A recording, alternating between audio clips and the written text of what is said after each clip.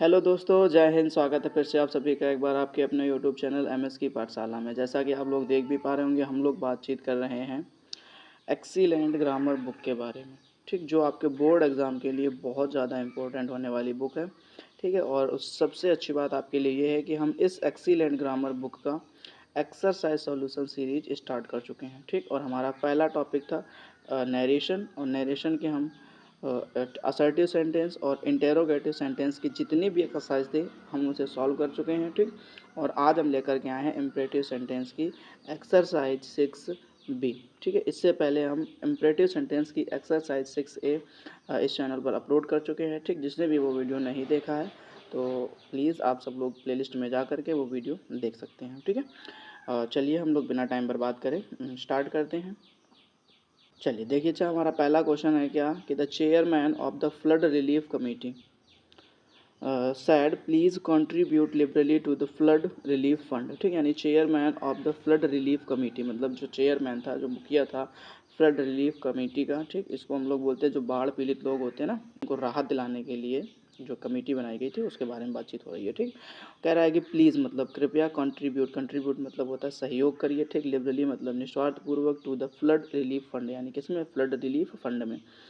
अब देखो चाहे इसमें क्या करोगे आप, यहाँ पर आपको दिख रहा होगा कि प्लीज़ शब्द लिखा हुआ है। क्या लिखा हुआ है? प्लीज़ शब्द लिखा हुआ है। ठीक, अगर ये सब प्लीज़ शब्द लिखा हुआ है तो आपको थोड़ा सा इसका भाव समझ में आना चाहिए। हमने आपसे पहले ही बोल रखा था कि जितने भी इम्परेटिव सेंटेंस होते हैं उसमें आपको भाव के अनुसार, ठीक है, इस साइड को यानी इस रिपोर्टिंग वर्ब को बदलना होता है। ठीक, तो आपको यहाँ पर भाव समझ में आना चाहिए कि भाव क्या है। ठीक है, देखिए तो यहाँ पर जो भाव है वो क्या नज़र आ रहा है, रिक्वेस्ट कर रहा है। देखिए प्लीज़ शब्द लिखा हुआ है तो आपको इससे समझ जाना चाहिए कि यहाँ पर वो कर क्या रहा है, रिक्वेस्ट कर रहा है। ठीक, तो आपको ध्यान रखना है क्या करना है, कैसे बनाना है।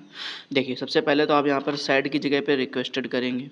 ठीक है, क्या करेंगे, रिक्वेस्टेड कर देंगे साइड की जगह पे। अब रिक्वेस्टेड करने के बाद में आप यहाँ पर ये प्लीज़ शब्द को हटा देना। हमने आपसे कहा था सर लिखा हो, प्लीज़ लिखा हो, काइंडली लिखा हो, तो इससे जो है वो रिपोर्टिंग वर्ब तो रिक्वेस्टेड आ जाती है, बट इनको हम हटा देते हैं। ठीक, और इस कॉमा इन्वर्टेड कॉमा की जगह आप क्या लगा दीजिए, टू लगा दीजिए। ठीक, अब टू के बाद मेन वर्ब की फर्स्ट फॉर्म मिलेगी तो आपको यहाँ पर कंट्रीब्यूट कर देना है, लिबरली कर देना है, द फ्लड रिलीफ फंड कर देना है। क्लियर? तो इस तरीके से आपको ये क्वेश्चन सॉल्व करना था। आई होप आप लोगों को क्वेश्चन अच्छी तरीके से समझ में आ गया होगा। ठीक है, चलिए जो हम लोग अब करते हैं नेक्स्ट क्वेश्चन के बारे में बात। कर रहा है he said to me eat meals at fixed hour. ठीक, मतलब उसने मुझसे कहा, क्या, ईट मील्स मतलब होता है खाना वगैरह। ठीक, एट फिक्स्ड हार मतलब निश्चित घंटों पर खाना खाइए। बोलते नहीं यार, कभी आपने 1 बजे खा लिया, कभी 5 बजे खा रहे हो, कभी फिर सुबह 6 बजे मिल गया आपको, कभी 10 बजे मिला। ठीक, तो ऐसे नहीं, वो कहते हैं कि एक फिक्स टाइमिंग बना लीजिए ज़रा, और उस टाइमिंग पर ही हमेशा खाना खाइए। ठीक, तो ये आपको दिया जा रहा है सजेशन, अगर आप समझ में आ रहा हो तो आपको। ठीक है, ये आपको सजेशन दिया जा रहा है, या आप बोल सकते हो आपको एडवाइस दी जा रही है, सलाह दी जा रही है। ठीक है, तो आपको सबसे पहले यहाँ पर क्या करना पड़ेगा कि इस साइड की जगह पे या तो आप सजेस्टेड कर देना है, या आप यहाँ पर क्या कर देना है, एडवाइज्ड कर देना है। ठीक है, या तो आप सजेस्टेड कर देना या क्या कर देना, एडवाइज्ड कर देना। दोनों सही होते हैं, कोई तकलीफ वाली बात नहीं है। ठीक है, तो या तो सजेस्टेड कर देना या फिर क्या कर देना, एडवाइज्ड कर देना। दोनों में से कोई एक चूज कर लेना अभी। ठीक है, तो बन जाएगा ही एडवाइज्ड मी, और कॉमा इन्वर्टेड कॉमा की जगह आप क्या लगा देना, टू कर देना, ईट हो जाएगा, मील्स हो जाएगा, एट फिक्स्ड आवर्स हो जाएगा। ठीक है, फिर आगे कुछ भी बदलने की जरूरत नहीं पड़ेगी। क्लियर? अब देखिए जरा आप तीसरा क्वेश्चन पढ़ते हैं अपन। ठीक है, तीसरा क्वेश्चन दिया गया है हमारे पास में क्या, कह रहा है कि don't cut green trees, instead plant more them. ठीक, instead plant more of them set the speaker. ठीक, अब देखो जरा यहाँ पर ध्यान से, द स्पीकर ने कहा, क्या कहा, डोंट कट ग्रीन ट्री मतलब हरे पौधों को मत काटो। इंस्टीड मतलब होता है के बजाय, प्लांट मतलब लगाने के, मोर ऑफ देम मतलब क्या कि ठीक, हरे हरे पौधों को मत काटो उनको लगाने के बजाय, मतलब अगर आप लगा नहीं सकते हो ना तो कम से कम उनको काटो भी मत। ठीक, तो ये क्या दे रहा है, लोगों को सलाह दे रहा है या सुझाव दे रहा है, समझ में आ रहा है। तो आपको ध्यान रखना, या तो आप यहाँ पर क्या करोगे, देखो हमने कहा था कि जब आपके सेंटेंस डू नॉट से स्टार्ट होता है तो आपको बनाने के 2 तरीके होते हैं, या तो आप इस साइड को फॉरवर्ड में बदल दीजिए, या जो भाव आ रहा है उस हिसाब से बदल दीजिए। ठीक, अगर आपको भाव समझ में नहीं आता है तो कोई दिक्कत नहीं, आप फॉरवर्ड से बना सकते हैं। तो क्या बनेगा आपका कि द स्पीकर, फिर उसके बाद आप लिख देना फॉरवर्ड। ठीक है, इधर देखो जरा ध्यान से, फॉरवर्ड, और उसके बाद में आपको क्या करना है, कॉमा इन्वर्टेड कॉमा की जगह पे क्या लगा देना है, टू। ठीक है, और डू नॉट को क्या कर देते हैं, हटा देते हैं। क्लियर? इतनी बात ध्यान रखनी। तो क्या बनेगा, the speaker forward to cut green trees instead plants of more them. ठीक, बस इतना ही करना। देखो कुछ भी नहीं है, बहुत आसान से क्वेश्चन है ये, समझ में आ रहा है। बस आपको ये चीज़ें पता होनी चाहिए कि मतलब किस प्रकार का जो है इसमें भाव निकल कर आ रहा है है कि नहीं। बस इतनी तो बातें समझ में आनी चाहिए। आपको भाव अगर समझ में आता है कि किस प्रकार का भाव निकल करके आ रहा है तो आप आसानी से इसको सॉल्व कर जाओगे, समझ, क्योंकि बहुत बड़ी बड़ी बातें इसमें नहीं लिखी हुई, ठीक है। जो मैंने पिछली वाली एक्सरसाइज में कॉन्सेप्ट बताए थे बस उन्हीं कॉन्सेप्ट को फॉलो करते हुए आपको उनके भाव समझ में आने चाहिए, बाकी सब चीज़ें बहुत आसान हो जाएंगी आपके लिए, ठीक है। चलो अच्छा, अब हम लोग करते हैं नेक्स्ट क्वेश्चन को। कह रहा है the doctor said to the patient, यानी डॉक्टर ने किससे कहा, पेशेंट से कहा, लाई ऑन, लेटे रहो, ऑन दिस टेबल, यानी इस टेबल पर लेट जाओ, ऐसा बोला उसने, ठीक है। तो अब क्या करोगे आप, अब देखिए जरा ध्यान से फिर से। अब जो डॉक्टर होता है वो क्या कर रहा है, उसको आदेश दे रहा है, क्या कर रहा है, आदेश दे रहा है, ठीक। The doctor said to the patient, lie on this table, मतलब इस टेबल पर लेट जाओ, मतलब ये आदेश देने वाली बात होगी, ठीक। ऑर्डर कर रहा है, वैसे तो ये सजेस्टेड करता है, ठीक है। तो बट यहाँ पर क्या कर रहा है, वो ऑर्डर कर रहा है, ठीक। तो क्या बोलोगे, द डॉक्टर ऑर्डर्ड, ठीक। सेड टू की जगह क्या कर देना, ऑर्डर्ड कर देना, द पेशेंट कर देना, कॉमा इन्वर्टेड कॉमा की जगह टू कर देना, लाई ऑन दिस का दैट कर देना, ठीक। उसके बाद में टेबल कर देना, क्लियर। अभी कोई तकलीफ नहीं होनी चाहिए। अब आगे कह रहा है doctor get said, get you children, ठीक, vaccinated against dangerous disease, get you children, get you children, your होना चाहिए यहाँ पर, क्या, get your children vaccinated against danger, मतलब अपने बच्चों को, ठीक, योर होना चाहिए यहाँ पर, सॉरी, ठीक, यू की जगह पे यहाँ पर क्या होना चाहिए, योर होना चाहिए। तो योर चिल्ड्रन वैक्सीनेटेड मतलब अपने बच्चों को क्या कराओ, वैक्सीनेटेड कराओ, अगेंस्ट मतलब के खिलाफ, डेंजरस डिसीज मतलब होता है खतरनाक बीमारियों के, मतलब खतरनाक बीमारियों के विरुद्ध अपने बच्चों का क्या करा लो, वैक्सीनेशन करा लीजिए, ठीक है। ऐसा उन्होंने कहा डॉक्टर ने। तो यहाँ पर आप क्या करोगे, द डॉक्टर, अब सैड की जगह पे आप या तो एडवाइज्ड कर दीजिए या सजेस्टेड कर दीजिए, दोनों का मतलब लगभग लगभग सेम निकलता है।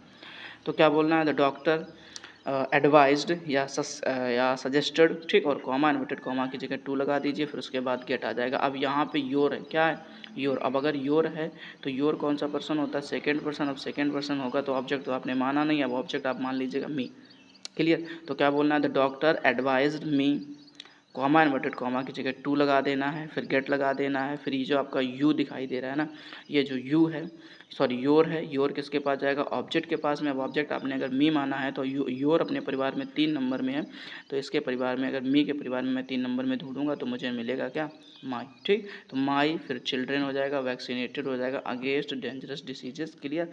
पूरा सेम रहेगा क्वेश्चन, बस थोड़ी सी चीज़ें थी जो आपको समझनी चाहिए थी। चलिए अच्छा, अब हम लोग क्या करते हैं, नेक्स्ट क्वेश्चन को करेंगे, ठीक है। अब हमारे पास में जो नेक्स्ट क्वेश्चन है वो दिया गया है, क्या कह रहा है कि the refugee women said to the shopkeeper. Refugee women मतलब होता है कि जो कहीं दूसरे देश से आकर के किसी कष्ट की वजह से अपने देश में आकर के रहे, ऐसी महिला को अपन बोलते हैं रिफ्यूजी वुमेन। तो उस रिफ्यूजी वुमेन या शरणार्थी वुमेन ने सैड टू द शॉपकीपर, मतलब शॉपकीपर से कहा, please help my starving children, मतलब मेरे भूखे बच्चों की क्या कर दो, मदद कर दीजिए, ठीक, ऐसा उसने कहा। तो आप क्या बोलोगे, the refugee women said to की जगह पे अब वो लोगों से क्या कर रही है, रिक्वेस्ट कर रही है कि कृपया ऐसा ऐसा कर दीजिए, ठीक। तो रिक्वेस्ट द शॉपकीपर, ठीक, उसके बाद कॉमा इन्वर्टेड कॉमा की जगह आपको टू लगा देना पड़ेगा। और देखो हमने आपसे भी बोला था कि प्लीज़ हो, ठीक, काइंडली हो या सर लिखा हो, इन सभी शब्दों को हटा देते हैं, हटा दीजिए। फिर उसके बाद में आपको लगाना है क्या, हेल्प, और हेल्प के बाद में आपको दिख रहा है माई। अब माई कौन सा पर्सन हो गया, तो माई हो गया फर्स्ट पर्सन, और जो फर्स्ट पर्सन होता है वो जाता है किसके पास, सब्जेक्ट के पास में। सब सब्जेक्ट आपको मिल गया था क्या, द रिफ्यूजी वुमेन। तो इसके हिसाब से आपको यहाँ पर लगाना पड़ेगा हर, ठीक। तो हर स्टार्विंग चिल्ड्रन हो जाएगा, क्लियर।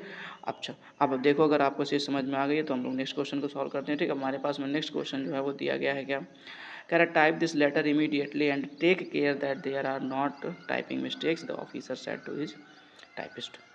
यानी ऑफिसर ने किससे कहा, अपने टाइपिस्ट से कहा, ठीक, क्या कहा, टाइप दिस लेटर इमीडिएटली, तुरंत इस लेटर को क्या करो, टाइप करो, एंड टेक केयर, और ध्यान रखना, दैट कि there are not typing mistake, की एक भी गलती नहीं होनी चाहिए। अब जरा सोचो, ऑफिसर जो है वो अपने टाइपिस्ट से क्या रिक्वेस्ट करेगा, भैया प्लीज़ एक टाइप कर दो, हैं, गलती ना करना, बिना गलती करते हुए करना, ऐसा करेगा क्या, ऑफिसर है भैया वो। अगर तुमसे पद में रैंक में ऊपर है ना तो फिर वो तुम्हें ऑर्डर करेगा, समझ लो ध्यान से, ठीक है। तो ये भी ध्यान करके रखना आपको, ठीक है। तो क्या मिलेगा आपको, क्या बोलेंगे, द ऑफिसर सेड टू की जगह ऑर्डर कर दीजिए, उसके बाद में हिज टाइपिस्ट कर दीजिए। यहाँ तक क्लियर होने के बाद में आप कॉमा इन्वर्टेड कॉमा की जगह टू लगाएंगे, टाइप लिखेंगे, फिर दिस का दैट करेंगे, लेटर इमीडिएटली करेंगे, and take care that there are की जगह पे अब यहाँ पे ध्यान रखना, क्या बोलना है आपको, वर कर देना है, ठीक। There were not typing mistakes, अभी बताइए ज़रा कोई दिक्कत हो आपको। ठीक, फिर से सुन लो एक बार ध्यान से। बोलना क्या है कि द ऑफिसर सैड टू की जगह पे क्या करना है आपको, ऑर्डर्ड करना है, हिज टाइपिस्ट कर देना है। ठीक, फिर कॉमा इन्वर्टेड कॉमा की जगह टू लगाना है। टाइप दिस का दैट करना है, letter immediately and take care that there, are की जगह पे वर कर देना, नॉट टाइपिंग मिस्टेक्स कर देना। क्लियर हो जाएगा क्वेश्चन। ठीक है, बहुत अच्छे क्वेश्चन थे और बहुत इजी क्वेश्चन थे, अपन ने आराम से सीख लिए हैं। ठीक, लास्ट क्वेश्चन बचा है, इसको भी पढ़ लेते हैं। कह रहा है father said to me don't waste your, ये क्या होता है भाई, वेस्टर नहीं होता, क्या होता है, वेस्ट होता है ऐसे। कह रहा है क्या कि father said to me don't waste your time, मतलब पापा ने मुझसे कहा कि अपना समय बर्बाद मत करो। जरा सोचो, पापा मुझे इस समय आदेश तो नहीं दे रहे हैं, ठीक, वैसे दे सकते हैं, आदेश ही देते हैं हमेशा। वैसे इस कंडीशन में आपको वो क्या करना है, एडवाइस कर रहा है। ठीक, पापा जो है सब कुछ कर लेते नहीं, कभी एडवाइस देंगे, कभी सजेशन देंगे, ठीक है, और कभी ऑर्डर करेंगे, तो सारी चीज़ें होती थोड़ा सा। बट यहाँ पे आपको क्या दिया जा रहा है, एडवाइस दी जा रही, सलाह दी जा रही, तो आप यहाँ पर क्या बोलेंगे कि फादर एडवाइज्ड मी। ठीक, और इस कॉमा इन्वर्टेड कॉमा की जगह पे आप क्या लगाएंगे। अब याद रखना, पहले एक सेकंड रुक जाइए। ठीक, यहाँ पर क्या लिखा हुआ, डू नॉट। तो या तो अगर आपने सलाह से बनाया, मतलब आपका भाव के अनुसार बनाया, ठीक, तो आपको ध्यान रखना है डू नॉट को हटा करके इस जगह पे आपको क्या लिखना पड़ेगा, कॉमा इन्वर्टेड कॉमा की जगह नॉट टू लिखना पड़ेगा, नॉट टू वेस्ट। और योर हो गया सेकेंड पर्सन, यहाँ पे जा करके मी की जगह पे क्या हो जाएगा, माई हो जाएगा। ठीक, और उसके बाद में टाइम कर देना। क्लियर।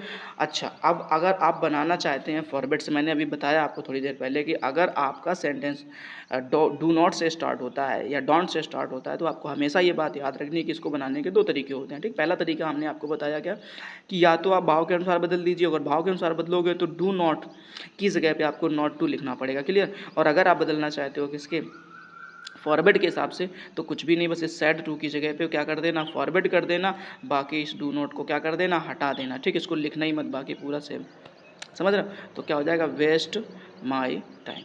क्लियर। ठीक है, आई होप आप लोगों को सारे के सारे क्वेश्चन खूब अच्छे तरीके समझ में आ गए होंगे। ठीक है, थैंक्स फॉर वॉचिंग। ठीक, अगर आपको ये वीडियो ज़रा सी भी हेल्पफुल लगी हो, अच्छी लगी हो, तो आप वीडियो को लाइक और शेयर कर दीजिए। ठीक, ताकि आपके दोस्तों का भी भला हो सके। और अगर आप फर्स्ट टाइम इस चैनल पर आए हुए हैं तो हमारे चैनल को सब्सक्राइब कर लीजिए। ठीक है, मिलते हैं फिर से ऐसे ही किसी नेक्स्ट वीडियो के साथ में, तब तक के लिए जय हिंद।